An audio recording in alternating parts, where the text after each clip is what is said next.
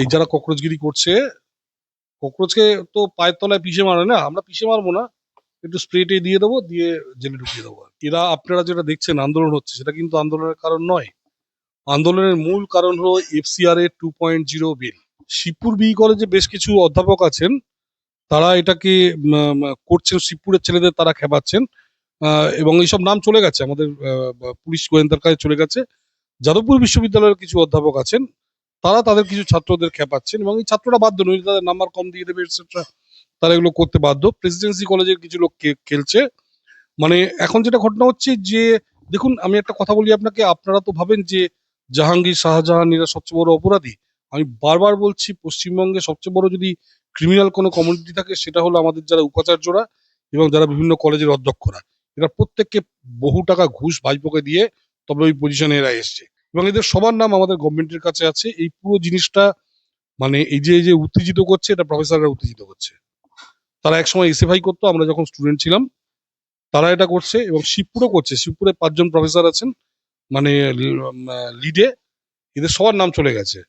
বেশ কিছু মুখার্জি, চ্যাটার্জি ফ্যাটার্জি আছে, তাদের নাম ফাম চলে গেছে। এখানেও একজন বিশ্বাস, একজন রায় যাদবপুরে আছেন, তাদের নাম ফাম আমরা যারা যারা এগুলো খেপাচ্ছে বা এটসেট্রা, ভাববেন না যে তারা রেডারে নেই, সবাই রেডারে আছে। এর জন্য ছাত্রছাত্রীরা একদম দায়ী না, এর জন্য দায়ী ওখানকার মাস্টারমশাইরা। প্রত্যেককে ফেস করতে হবে, সবার মোটামুটি ক্যামেরায় ফটো উঠে আছে। ঠিক আছে, 10-12 বছরের জন্য জেলে যাওয়ার জন্য তারা প্রস্তুত হোক। পরশুদিন যান, গিয়ে জিজ্ঞেস করুন আপনি নিট দিয়েছেন। আপনাকে বলবে যে আমার ঠাকুরদা নিট দেয়নি কখনো, বা ডাক্তারি জয়েন্ট এন্ট্রান্স দেয়নি, আমি কি দেবো। তার 14 গোষ্ঠীতে কেউ দেয়নি পরীক্ষা, সে রাস্তায় নেমে এসছে। তো এখন এইসব বিদেশিদের পয়সায় যদি লাভালাভি করে, তার দাম দিতে হবে আর কি। ইয়াসিন মালিককে খুব শিগগিরই ফাঁসি দিয়ে দেওয়া হবে, তারপর এই আন্দোলন আর করবে না। ওদের খুব শিগগিরই ফাঁসি দিয়ে দেওয়া হবে, একদম উপরে মোটামুটি হুড়টুর সহ বাস করবে একদম, আর দুঃখ থাকবে না কোনো। উম, একবার জিহাদ, ধর্মের জন্য জিহাদ করলে তো, তাতে যদি মৃত্যু হয়, তাতে তো এটা পুণ্যের কাজ। এতে 72টা হুর পায়, ও 72টা হুর পাবে ওকে ফাঁসি দিয়ে দিলে। তোকে সেই ফাঁসিটা দেওয়া হবে। আগামী কয়েক বছরের মধ্যে আমরা অবিভক্ত ভারত আমরা তৈরি করছি, এবং এই ভারতে পাকিস্তানের একটা বড় অংশ চলে আসবে, এই ভারতের মধ্যে বাংলাদেশের একটা বড় অংশ চলে আসবে, বার্মার একটা অংশ আমাদের মধ্যে চলে আসবে। এটা আমাদের লক্ষ্য। আমাদের যে অবিভক্ত ভারত আমাদের যেটা আমাদের ছিল, আফগানিস্তান সহ, আজকে দেখুন আফগানিস্তান আমাদের সঙ্গে আছে। আফগানিস্তানকে আমরা যা বলছি ওরা তাই করছে। ঠিক আছে, এবং পাকিস্তান আজকে আফগানিস্তানকে ভয় পেয়ে গেছে। তো একটা অবিভক্ত ভারত তৈরি হবে, আমরা তাদের না নিলেও তারা মোটামুটি আমাদের কথা শুনে চলবে। যেমন আফগানিস্তান চলছে, আগামী দিনে যদি বালুচিস্তান আলাদা দেশ হয়, তারা ভারতের কথা শুনেই চলবে। আগামী দিনে যদি গিলগিট বালচিস্তান আলাদা হয়, বা এই পাখতুন যে আহ, প্রদেশ আছে, এরা ভারতের অঙ্গ না হোক, তারা ভারতের কথা শুনেই চলবে। ফলে এটা নিয়ে চিন্তা নেই, ভারত ভাগ হওয়া দূরের কথা, পাকিস্তান ভাগ হবে, বাংলাদেশ ভাগ হবে, আগে তাদের নিয়ে ভাবুক। মোহাম্মদ তো কলকাতায় যদি আন্দোলন করেন, ওনাকে ডিম ছুড়বে লোকে। তো সেই জন্য উনি ওখানে দেখেছেন আন্দোলন করলে মোটামুটি টেলিভিশনও দেখাবে।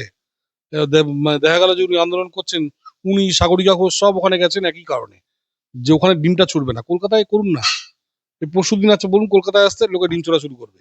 ওই যে ককরোচরা আছে, ককরোচরাই ডিম ছুড়বে ওনাকে। না, কোথায় ভুল হলো?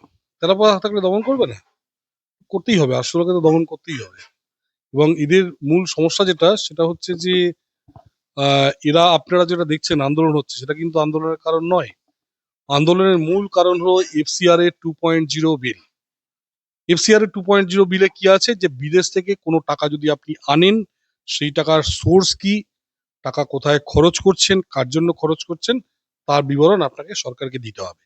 আর এখানেই এরা সমস্যা পড়েছে, কারণ এই যে বিদেশ থেকে টাকাটা আসে, এর একটা বড় অংশ ধর্মান্তকরণে লাগে, এর একটা বড় অংশ অন্যান্য বিভিন্ন কাজে লাগে, আর্মস কেনা থেকে শুরু করে বিভিন্ন কাজে। এবং বিদেশে থাকা যে ডিজনেস যে অফিসাররা, যারা বিভিন্ন বড় কর্পোরেটে আছে, তারা তাদের যে ব্রাইব যেটা পাওয়ার, সেটা ওই দেশে নিলে তারা অ্যারেস্ট হয়ে যাবে।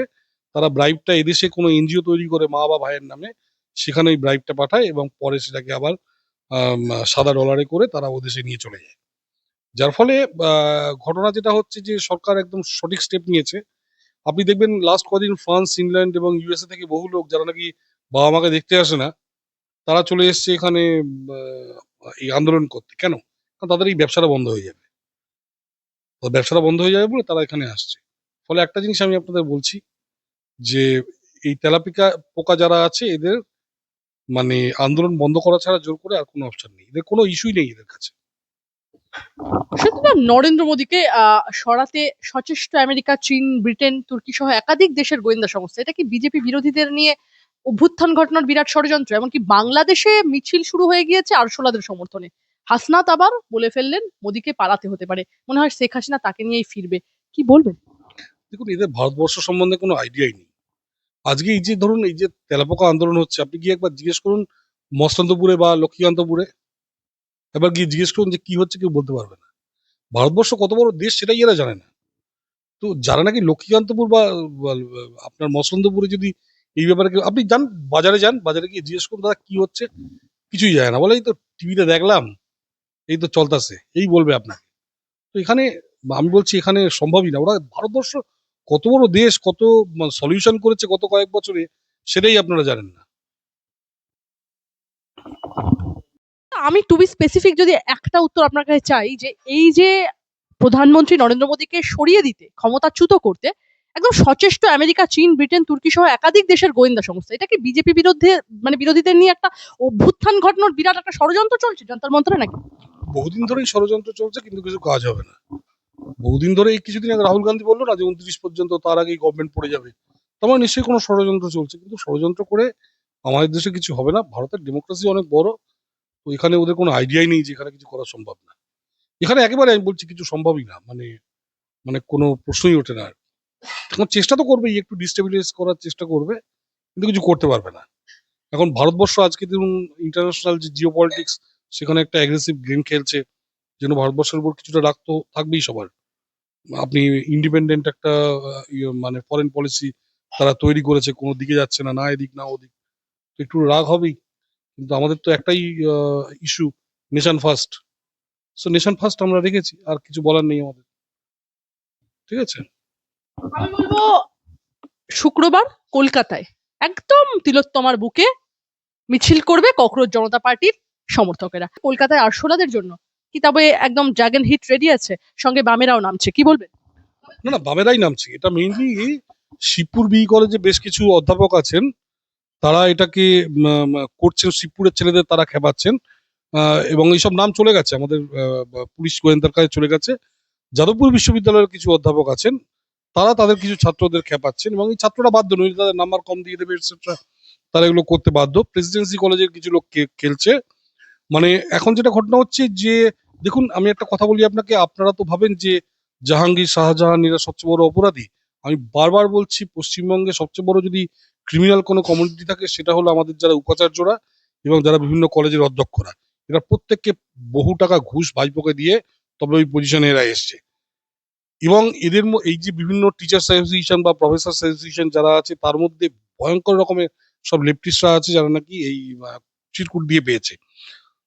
রাজ্যের গোয়েন্দা দপ্তরের কাছে এদের নাম আছে। যাদবপুর বিশ্ববিদ্যালয়ে কোন কোন অধ্যাপক খেপাচ্ছে ছাত্রদের, Shibpur B college, Presidency college, কে কোথায় খেপাচ্ছে আমরা সব খবর রাখছি। ইন্ডিয়ান স্ট্যাটিস্টিক্যাল ইনস্টিটিউটে একটু কমেছে, একটু ভয় পেয়ে গেছে ওরা।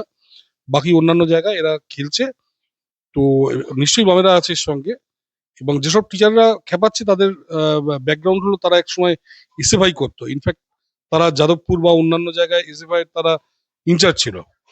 তো ফলে এরা সবাই মোটামুটি ট্র্যাকে আছে, এরা ধরা পড়বে খুব শিগগিরই। আমি একটি বিষয় আপনার কাছ থেকে জানতে চাইবো, যে কোথাও গিয়ে আপনি যে কথাটা বললেন যে রীতিমতো কলকাতা পুলিশ আধিকারিকদের কাছে একটি নামের তালিকা আপনারা ইতিমধ্যে পাঠিয়ে দিয়েছেন, এবং এই সমস্ত বিষয়গুলো তালিকা আমি বলবো হিট স্প্রে রীতিমতো রেডি হয়ে গেছে আরশোলাদের দমন করতে কলকাতার বুকে। দমন তো করতেই হবে।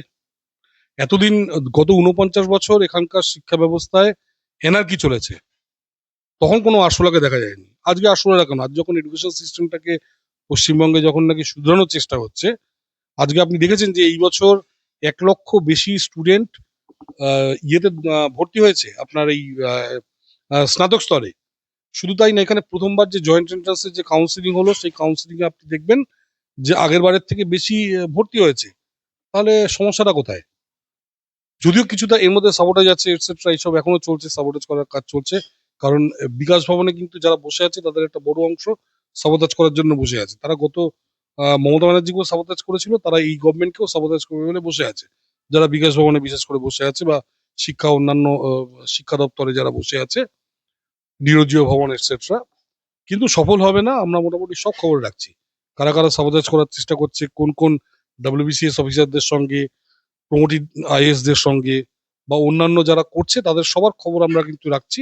কেউ ছাড়া পাবে না, আমি এটুকু বলতে পারি আপনাকে। আপনি যখন বলছেন কেউ ছাড়া পাবে না এবং একটা গভর্নমেন্টের এখন এই মুহূর্তে শাসন কার্য চালাচ্ছে বিজেপি সরকার, শাসন ক্ষমতা যাদের হাতে, সেই গভর্নমেন্টের মধ্যে আপনি গভর্নমেন্টের অনেক সময় গভর্নমেন্টের বিভিন্ন বিষয় নিয়ে আলোচনা করেছেন, ত্রুটি বিচ্যুতি তো অবশ্যই তুলে ধরেছেন, কিন্তু সুদীপ্ত দা, এটা তো একটা সিভিয়ার অভিযোগ আপনি করছেন যে বিকাশ ভবন একটা মানে সদর দপ্তর, মানে মানে শিক্ষা বিষয়ক পশ্চিমবাংলার বাডিরজিও ভবন, সেখানকার কর্মীরা ব্যাকস্ট্যাপ করবে আপনি বলছেন? বিকাশ ভবনে যারা চাকরি করে, যারা বিকাশ ভবনে দিনের পর দিন পোস্টিং নিয়ে বসে আছে, তাদের মধ্যে একদল লোক ভয়ঙ্কর খারাপ লোক, যারা নাকি প্রফেসরদের পোস্টিং এর জন্য টাকা নেয়, যারা প্রফেসরদের প্রমোশনের জন্য ইনফ্যাক্ট টাকা নেয়, যারা বিভিন্ন এই যে এসএ সিটি না কি একটা টিচারদের, সেই টিচারদের থেকে টাকা নেয়, বিভিন্ন রকম দুর্নীতির দ্বারা জড়িত। আমি আবার বলছি যে মানে এই যে এই যে আপনার এই জায়গাটা বিকাশ ভবন একেবারে ঘুঘুর ভাষা, এবং এটা তৈরি করে গেছে অনিল বিশ্বাসের সময়, এবং এটা ভয়ঙ্কর একটা জায়গায় চলে এসেছে। ফলে এটাকে তো ক্লিয়ার করতেই হবে, এবং যদি এটা ক্লিয়ার না করা যায় কালকে এরা আমাদের খেয়ে ফেলে দেবে। আমি আবার বলছি, সাবোতাজ ভীষণভাবে চলছে। আচ্ছা, এই যে এই যে কথাটা বলছেন বাংলাদেশিরা যে শেখ হাসিনাকে নিয়ে ফেরত আসবেন নরেন্দ্র মোদী, আর শেখ হাসিনার প্রসঙ্গটা তো দু একদিন ধরে খুবই রিলেভেন্ট, কারণ শেখ হাসিনা নিজে বলেছেন তিনি আদালতের দ্বারস্থ হবেন, সমর্পণ করবেন। সেই জায়গা থেকে দাঁড়িয়ে নরেন্দ্র মোদীর সাথে শেখ হাসিনাকে জড়িয়ে এই মন্তব্যের অর্থটা কি? এগুলো বোকা বোকা কিছু কথাবার্তা বলেছে কেউ আর কি। কারা বলেছে এটা? বাংলাদেশের বেশ কিছু। আরে বাংলাদেশের লোকের কথার কোনো দাম আছে? বাংলাদেশের লোকের কথার কোনো দাম আছে? ওদের বলুন রংপুরটাকে বাঁচাতে, তারপর বলুন খুলনা বাঁচাতে, তারপর বলুন চিটাগাং বাঁচাতে, সিলেট বাঁচাতে। নিজেদের নিয়ে ভাবুক ওরা। ওরা এইসব বোকা বোকা, ওরা জানেই না ইন্ডিয়ার সাইজ কতটা। এদের এদের কথা শুনে, এটা কতগুলো ইডিয়েট টাইপের লোক, এদের কথা শুনে লাভ কি আছে? যাদবপুরে কলকাতার বামেরা স্লোগান দিচ্ছে দিল্লি না ঢাকা, ঢাকা ঢাকা। আজকে আলিয়া থেকে মিছিল বার করা হয়েছে আর সেখানে আজাদি স্লোগান উঠছে, কি বলবেন? এর জন্য ছাত্ররা 1%ও দায়ী না।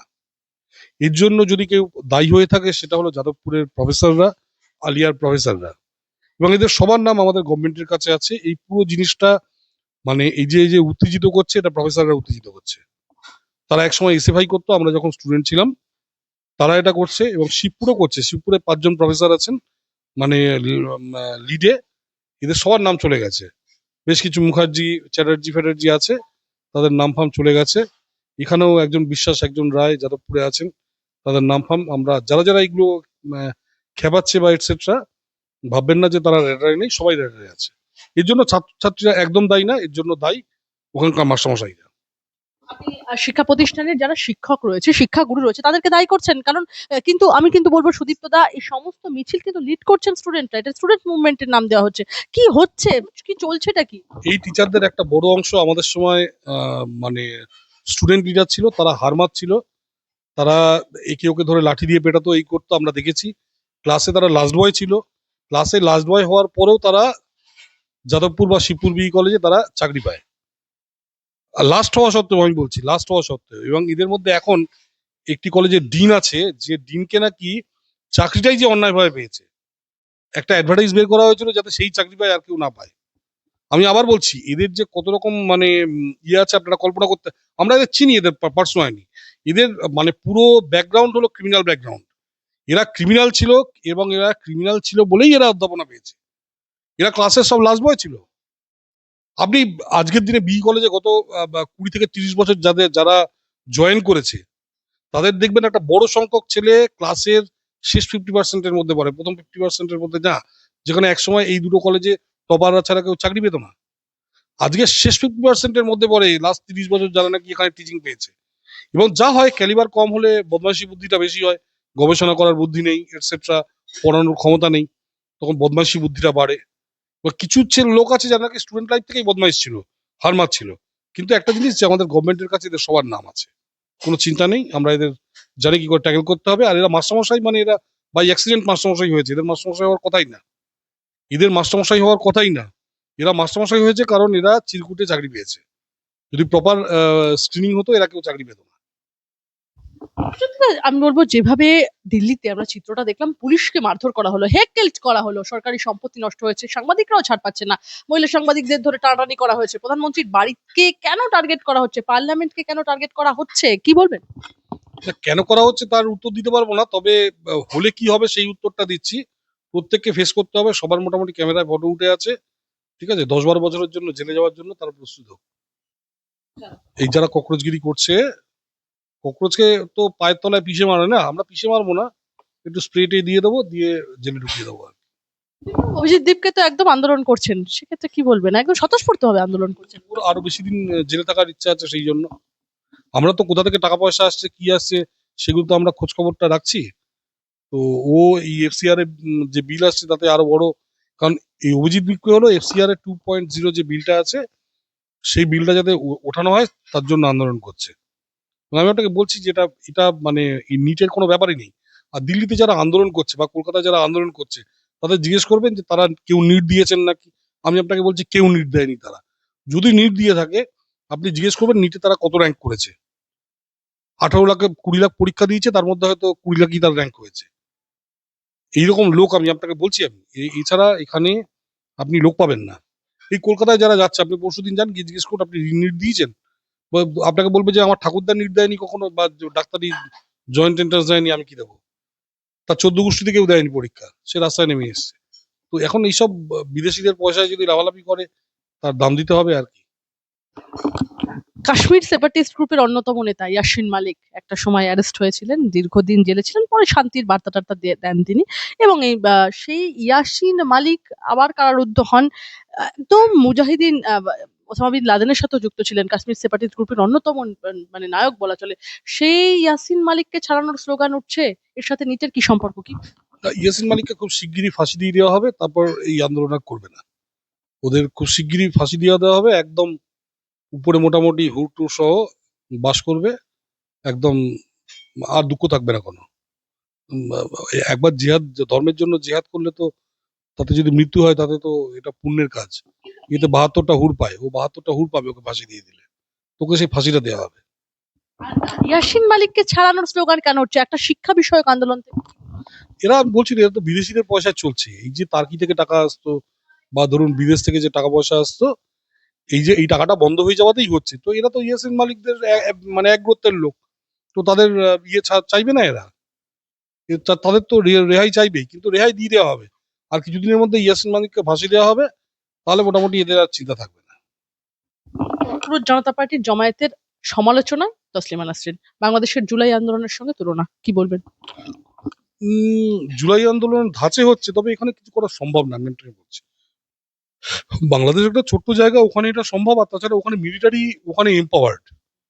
আমাদের এখানে মিলিটারি এম্পাওয়ার্ড না। এখানে মিলিটারি কখনো আমাদের ক্ষমতায় আসতে পারবে না। এখানকার ডেমোক্রেটিক সিস্টেমটা একটা অন্য সিস্টেম। ভারত একটা অনেক বড় দেশ। আমি বললাম তো, আপনি গোসাবায় যান কিংবা কোচবিহারে যান, গিয়ে জিজ্ঞেস করুন, দিনহাটায় যান, গিয়ে জিজ্ঞেস করুন যে ককরোচ জনতা পার্টি কি করছে, কেউ কিছু বলতে পারবে না। আমি বলছি তো, ভারত অনেক বড় দেশ। আসলেই তো তার জবে থেকে এই ককরোচ জনতা পার্টির এই ধর্ণা, সোনাম ওয়াংচুক ধর্ণায় বসলেন, বা এই ধর্ণা কার্যক্রম তাদের জবে থেকে চলছে, আমরা দেখেছি কিন্তু বিভিন্ন সিনেমা শিল্পী যেমন শাবানা আজমিরা ওখানে গিয়ে তাদের সাথে সমব্যথী হয়েছেন। এর সাথে সাথে একটা বিষয় কিন্তু খুব লক্ষণীয় হয়েছে, সেটা হচ্ছে কৃষক আন্দোলনের একাধিক কৃষক তাদের সাথে যোগ দিয়েছেন। এবং গতকাল বা তার আগের দিনের হিসাবটা যদি আমরা সামনাসামনি পরিষ্কারভাবে দেখি, সেখানে কিন্তু দেখা যাবে যে বহু সংখ্যক শিখরা এসে সেই আন্দোলনের সাথে শরিক হচ্ছেন। একটা প্রশ্ন উঠছে যে ককরোচ জনতা পার্টি অর্থাৎ সিজিপির কি খালিস্তানি গুরপত বন্ত সিং পান্নুনের কাছ থেকে অর্থ পেতে চলেছে নাকি? পুরো খালিস্তানি গ্রুপ থেকে, ক্যানাডিয়ান যে খালিস্তানি গ্রুপ আছে, তাদের থেকে এরা টাকা পাচ্ছে। এখানে যে কৃষি বিল ছিল, অসাধারণ একটা কৃষি বিল ছিল। আনফর্চুনেটলি আমাদের কৃষি বিল থেকে পিছিয়ে আসতে হয়েছে। এবার বিভিন্ন স্টেটে যেখানে নাকি ভর্তুকি পাওয়া যায় না, সেখানে কৃষি বিল আস্তে আস্তে লাগু হবে। আমাদের এখানেও কৃষিতে একটা বড় রকম একটা রিফর্ম আসছে বেঙ্গলে। কিন্তু আনফর্চুনেটলি কৃষিতে জানেন, যে 3টে স্টেটে কৃষি বিপ্লব হয়েছিল, জানেন তো, সবুজ বিপ্লব কিন্তু বেঙ্গলে হয়নি। সবুজ বিপ্লব হয়েছিল পাঞ্জাব, হরিয়ানা এবং ওয়েস্টার্ন ইউপিতে।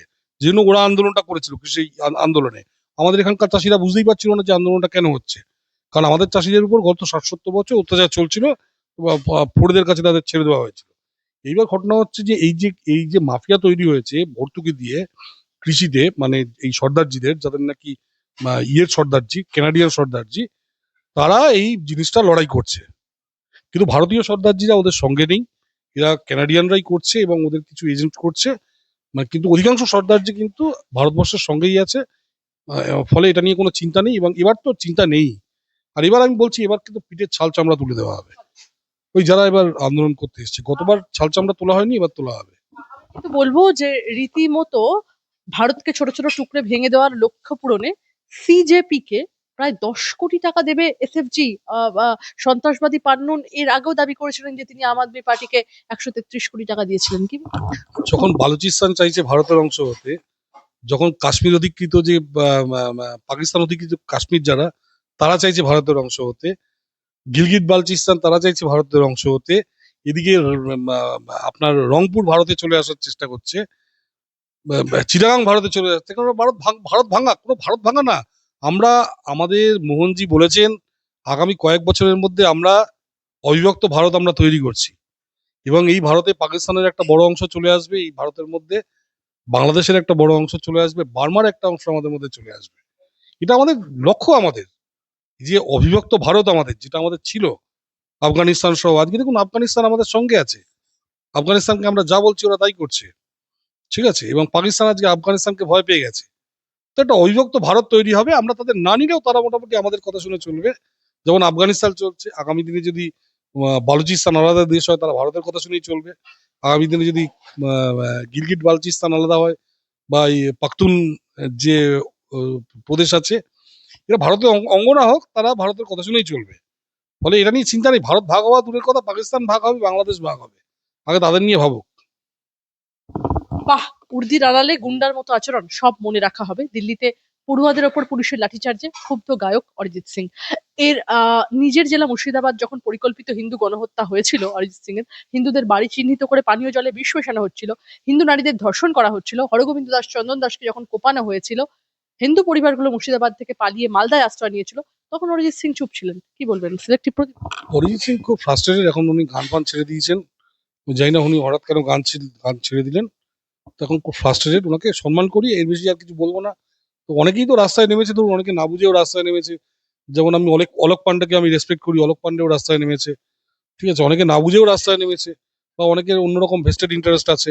অলোক পান্ডে এর মধ্যে হাত ধুয়ে নিল যাতে ওর কিছুটা প্রোপাগান্ডা হয় ওর। কারণ এখন তো নতুন সিজন আসছে, তো আপনার জয়েন্ট এন্ট্রান্স বা নিটের নতুন ব্যাচ আসছে, তো অলোক পান্ডেও এসে এখানে একটু চেঁচামেচি করে চলে গেল। তো এইরকম চলছে, যে যার মতো মানে একটু হাত মানে শিখে নিচ্ছে আর কি। তো এ করছে, ঠিক আছে, বাচ্চারা এরকম করে, তো ঠিক আছে। বহু এনআরআই সুদীপ্তদা দিল্লিতে আসছেন কিন্তু সিজেপির আন্দোলনে অংশ নিতে, যারা নিজেদের বাবা মাকে অব্দি দেখতে আসেনি 4-5 বছরে, তারাও দিল্লিতে হোটেল বা ফ্ল্যাট ভাড়া করছেন আগামী কয়েক মাসের জন্য। কিন্তু কেন? তাদের স্বার্থটা কি? ভেস্টেড ইন্টারেস্টটা কি? আমি একটু আগে বললাম তো, এদের ভেস্টেড ইন্টারেস্ট হলো, ধরুন একটা বিদেশি কোনো বড় কোম্পানি তারা কোনো ইন্ডিয়ান সফটওয়্যার কোম্পানিকে কাজ দিল, বা কোনো একটা লোকাল সার্ভিস কোম্পানিকে কাজ দিল। এবার ওখানকার যারা ব্রিটেন বা আমেরিকান তারা ঘুষ নেয় না, কিন্তু ভারতীয় যারা আছে তারা তো দেখেছে তার বাবা ঘুষ নিয়েছে, তার ঠাকুরদা ঘুষ নিয়েছে, তাকেও ঘুষ নিতে হবে। তখন সে করে কি, হায়দ্রাবাদে বা লুধিয়ানাতে বা ধরুন দিল্লিতে একটা এনজিও খুলে বসলো। এবার বললো যে দেখুন আমার ঘুষটা ওই এনজিও থ্রুতে দিন, মানে এনজিওতে এই ঘুষের টাকাটা পাঠিয়ে দিন এবং তার থ্রুতে আমি নিয়ে নেবো। এবার নতুন যে এফসিআর এর বিলটা আসছে তাতে হচ্ছে কি, ঘুষের টাকাটা কেন আসছে, কিসে খরচ হচ্ছে, তার হিসাবটা দিতে হবে। মানে ওই টাকাটা আবার খরচা করতে পারবে না। আগে যে ছিল যে ঘুষের টাকা 100 টাকা এলে আমি 80 টাকা এখান থেকে নিয়ে চলে যাব ডলার বানিয়ে, সেটা নিয়ে যাওয়া যাচ্ছে না। এইখানেই তারা চিন্তায় পড়ে গেছে এবং সেই জন্য তারা মানে বিদেশ থেকে আসছে এবং এসে তারা এই বাড়ি ভাড়া করে এই জিনিসটা করছে আর কি, মানে এই আন্দোলনটায় ঢোকার চেষ্টা করছে। মহুয়া মৈত্র যে টাকা নিয়ে প্রশ্ন করে, সেও ককরোচ জনতা পার্টির আন্দোলনে সামিল হতে চলে গেলেন, আরশোলাদের সমর্থন করছেন। কি মহাময়ী তো কলকাতায় যদি আন্দোলন করেন ওনাকে ডিম ছুড়বে লোকে। তো সেই জন্য উনি ওখানে দেখেছেন আন্দোলন করলে মোটামুটি টেলিভিশনেও দেখাবে। মানে দেখা গেল যে উনি আন্দোলন করছেন, উনি সাগরিকা ঘোষ সব ওখানে গেছেন একই কারণে, যে ওখানে ডিমটা ছুটবে না। কলকাতায় করুন না, এই পরশু দিন আছে বলুন, কলকাতায় আসতে লোকে ডিম ছোড়া শুরু করবে। ওই যে ককরোচরা আছে ককরোচরাই ডিম ছুড়বে ওনাকে, এই সাগরিকা ঘোষ বা এই মহুয়াকে। তো আপনি দেখবেন যে এই এরাই ককরোচরাই ডিম ছুটছে। তো সেই জন্য কলকাতায় না গিয়ে দিল্লিতে গিয়ে বসেছে, যাতে নাকি একটু মিডিয়া ফুটেজ পাওয়া যায়। কল্যাণ বন্দ্যোপাধ্যায়কে কি কোথাও গিয়ে ছেঁটে ফেলতে চাইছেন মমতা বন্দ্যোপাধ্যায়? সুদীপ্তদা, 21শে জুলাই এর মঞ্চে প্রকাশ্যে বিরোধী কি সেই সম্পর্কে তার ছিল দুজনের মধ্যে? এই প্রশ্নই কিন্তু এখন সোশ্যাল মিডিয়া বা সমস্ত জায়গায় ঘুরছে। এর কারণও রয়েছে, কুণাল ঘোষের সাসপেনশন নিয়ে দলের নেত্রী মুখ খুললেও কল্যাণ বন্দ্যোপাধ্যায়ের সাসপেনশন নিয়ে তিনি চুপ। তবে কি কল্যাণ বন্দ্যোপাধ্যায়ের সঙ্গে সম্পর্ক আর রাখতে চাইছেন না মমতা বন্দ্যোপাধ্যায়ের তৃণমূল? কি এলো গেল, কল্যাণ বন্দ্যোপাধ্যায় একটা পলিটিশিয়ান, আরশোলাও একটা পাখি। যে আসলে নিয়ে আমরা তখন কথা বলছিলাম। কি এলো গেল, কল্যাণ ব্যানার্জি থাকলো কি না এলো রাজনীতিতে, ও গত 20 বছর রাজনীতিতে ছিল, তৃণমূলের ছাপ্পায় ছিল বলে। অত্যন্ত অসভ্য টাইপের লোক। একটু আগে আপনি যেটা বললেন যে পুরুষতান্ত্রিকতার, বারবার মহিলাদের গালাগাল দিত বলে একটা 30% একটা ভোটার আছে, তারা ওকে ভোট দিয়ে যেত। তো ঘটনা হচ্ছে যে এইরকম একটা লোক রাজনীতিতে থাকলো কি না থাকতো কিছু, এমনি পরের বার হারবে, উনি হারবে। তো সে রাজনীতিতে থাকলো কি না থাকলো, এটা নিয়ে আমাদের ভেবে কি লাভ আছে? আমার শেষ একটাই প্রশ্ন আপনার কাছে, গতকাল টেনে হিচড়ে চ্যাংদোলা করে কুণাল ঘোষকে বিধানসভা থেকে বের করলো মার্শালরা, আজও তাকে নিয়ে দেখা গেল বিস্তর ঝামেলা, একদম নজিরবিহীন চরিত্র, এই তো দেখা যায় না, কি বলবেন? ভগবান বিশ্বকর্মা এইরকম একটাই ছাঁচ বানিয়েছিলেন, তারপরে ছাঁচটা ভেঙে দিয়েছেন। মানে আপনি এই রোলে অভিনয় করার মতো একজন কমেডিয়ান, আপনি না বাংলা ইন্ডাস্ট্রি, না হিন্দি ইন্ডাস্ট্রি, না তেলেগু, তামিল, কোনো ইন্ডাস্ট্রিতে এরকম কমেডিয়ান আপনি পাবেন না। উনি একটা কমেডি করতে গেছিলেন, কমেডি করে উনি সাকসেসফুল কমেডিয়ান। আজকে ওনার ওই বললাম একটা ফুটেজ পাওয়া, দেখুন কালকে যদি উনি ওটা না করতেন, দেখুন গতকাল থেকে আজ পর্যন্ত হাজারখানা লোক ওনাকে নিয়ে বাইট দিয়েছে, প্রচুর খবর বেরিয়েছে ওনাকে নিয়ে। কেন? কারণ এইরকম একটা ঘটনা উনি ছাড়া আর কেউ ঘটাতে পারেন না। কারণ ভগবান ওই একটাই ছাঁচ বানিয়েছিলেন, তারপরে ওই ছাঁচটা ভেঙে দিয়েছেন। দ্বিতীয় কুণাল ঘোষ আর জন্মাবে না। তো নইলে এইরকম সব উদ্ভট সব কাজ একটা লোক করতে পারে? একটা 60 বছর বয়সের লোক বা 60-এর উপর বয়স হবে, সে এই বয়সে গিয়ে এরকম চ্যাংড়া ছেলেদের মতো এরকম কাজ করতে পারে? আমি এটুকুই বলতে পারি, এটা একটা চ্যাংড়া ছেলেদের কাজ আর কি। মানে এটা সিরিয়াস জায়গায়, মানে অত্যন্ত সিরিয়াস জায়গা, যেখানে আইনসভা যাকে বলে, যেখানে গত 15 বছর কোনো রকম বিতর্ক হয়নি, সরকার ভার্সেস বিরোধী, আজকে বিরোধীরা কথা বলার সুযোগ পাচ্ছে, সেখানে এরা গিয়ে একটা মানে একটা মানে পাড়া লেভেলের চ্যাংড়ামো যাকে বলে, সেই চ্যাংড়ামো করে চলে আসছে।